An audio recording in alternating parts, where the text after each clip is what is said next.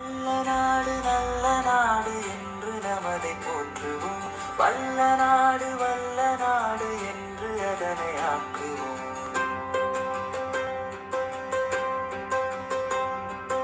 எல்லை ஓரம் நம்மை காக்க எல்லையற்ற துன்பம் தாங்கும் இராணுவத்தின் வீரர் பாதம் எங்கிருந்து பணிவோம் நாம்.